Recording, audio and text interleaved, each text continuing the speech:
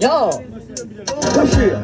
Chizwo, listen, Chizwo, now what I do, Saka Kati, yo, now what I do, one.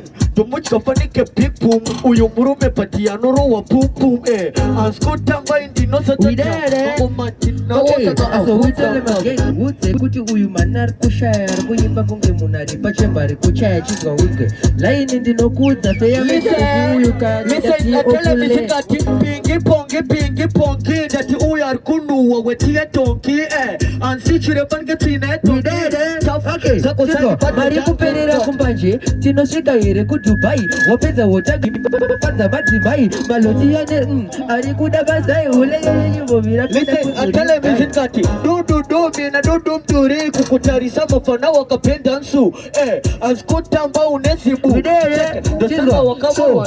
chizo so kuimba ngoma faster ndatuyu ndakamona akapfeka basta chizwa kolembora chizwa na wadane sakati wani ndokutika fanike bomba kukutarisa mafana shure yakadamba doruma fanike bleki mama ashamisi hapo sama tamba didori bimandiziti madori uza dodori madori mangorogo vimadori jumba doru madori bombeno togu madori listen yo chizwa na wadane Mumero uyu ndati anomerura machiti akoseto mumutipira anokusungisa uyu ataura kana asika zirina nikuzarana mururu anotakwa nemakuwa anotambira nyedza sina kupiwa ndotepte kudona nadzo pawo antara nyamwe asina mumawawo uyu anodhakwa nestingi adhakwa ozvipfekedza G-string vazotova isamtairingi saka ndivaje kunotoisamtelemis ukundishamira pamkanwa munesmeu fesi yakaunyana futi fakarasau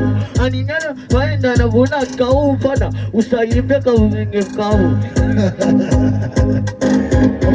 Amana, zuka pano. Amana, rukumbira timombera mongwa pano.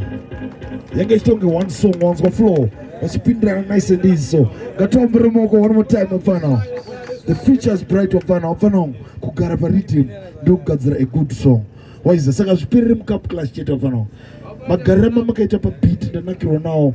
Even if you go to sport any studio, you can write, you can jump on end rhythm and make a hit song. Pick up a song, my heart. Thank you, Vanong. Let's go, my brother.